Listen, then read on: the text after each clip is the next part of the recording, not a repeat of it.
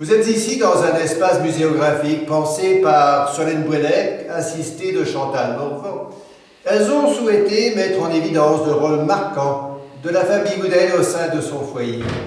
C'est là notre contribution à un vaste projet d'exposition autour de la crêpe et de la galette, porté par 5 musées bretons dans le cadre d'un groupement d'intérêt public. Je suis le guide improvisé pour votre rapide visite de la ville et je vais que vous donner mon approche personnelle. Et pour moi, parler des crêpes, c'est d'abord revenir sur mes souvenirs d'enfance. En effet, chez nous, manger des crêpes, ce n'est pas l'affaire des gens pressés. C'était un moment de plaisir et avant tout, partager un repas de crêpes, c'est mettre en pratique un art de vivre ensemble. Le repas de galette était tout simplement un rituel immuable le vendredi, jour d'abstinence. Dans le monde d'antan, la cuisine était simple, avec les soupes et des bouillies, bien sûr, la galette de blé noir, faut pas l'oublier puisque c'est notre sujet. Tenez, regardez cette photo. Elle est le témoignage d'un autre monde.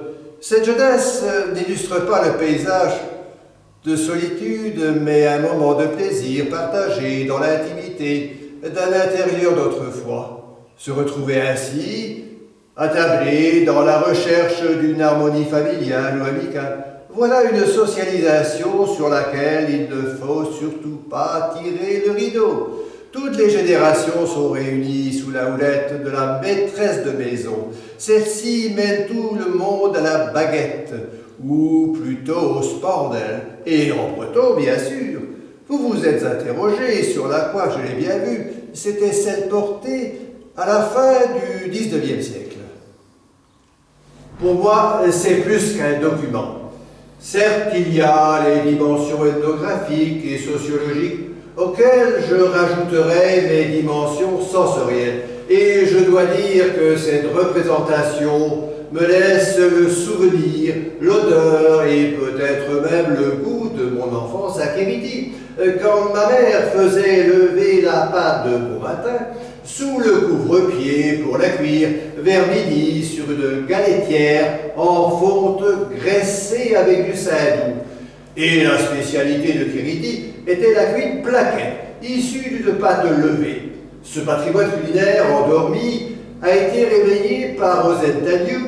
C'était un repas qui tenait au ventre et nous sommes fiers d'apporter notre singularité. Et je ne peux remercier que les jeunes du cercle Arvor-Vigoud d'être une passerelle vers nos visiteurs. Ils rendent avec exactitude le charme suranné d'un temps oublié que leur jeunesse fait revivre au point que j'oublie le travail de composition digne d'un atelier de peintre. Solène Bouellec ne manque donc pas d'imagination, comme vous le voyez. Ils ont compris et surtout assimilé leur héritage. Tout y est vraisemblable, à défaut d'être une réalité encore observable aujourd'hui. C'est là l'illustration d'une époque bien révolue. Aujourd'hui, nos goûts évoluent et la crêpe se construit une nouvelle identité, peut-être à l'épreuve du temps, une tradition va naître. Nos crêpiers actuels ont un esprit créatif, leur inventivité ne manque pas de saveur et elle a élevé la crêpe au rang des gastronomes. On en sourira peut-être, mais pour ma part, si je ne ferme pas la porte à l'imagination gastronomique, je dois dire que je garde la simplicité de mes goûts rustiques. Je dois avouer qu'il m'est arrivé d'y goûter avec délice, mais par curiosité. Quelle que soit la manière de l'aborder, la crêpe est de toutes les fêtes, de plein air, et parfois, je dois dire, avec une qualité douteuse. À la belle saison, elle est même proposée au passage des promeneurs ou aux familles à la remontée des plages. Malgré leur succès et leur intérêt pour remplir un petit creux, je n'adhère pas à cette consommation pressée de la crêpe. C'est sans doute une question de génération, vous l'avez compris. Ceci dit, la crêpe est devenue, en quelque sorte, un ambassadeur emblématique de la Bretagne. Voyez-vous, pour nos musées bigoudins, Cette collaboration est une première. Elle est l'occasion d'actualiser et de faire progresser les connaissances sur la crêpe et la galette. En fin de compte, c'est tout un itinéraire breton qui nous expose la crêpe sous ses multiples aspects et avec ces expositions, on prend conscience de sa valeur culturelle et c'est ce qui est nouveau. Ah oui, je vois, oui. Vous m'avez demandé quelle est la meilleure crêpe. Ah, la meilleure crêpe, la plus savoureuse. Eh bien, avant tout, c'est celle que l'on fait à la maison. La recette de la grand-mère, c'est bien évidemment celle que l'on partage en famille ou entre amis.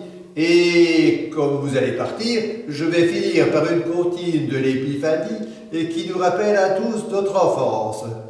J'aime la galette, savez-vous comment? Quand elle est bien faite avec du beurre dedans.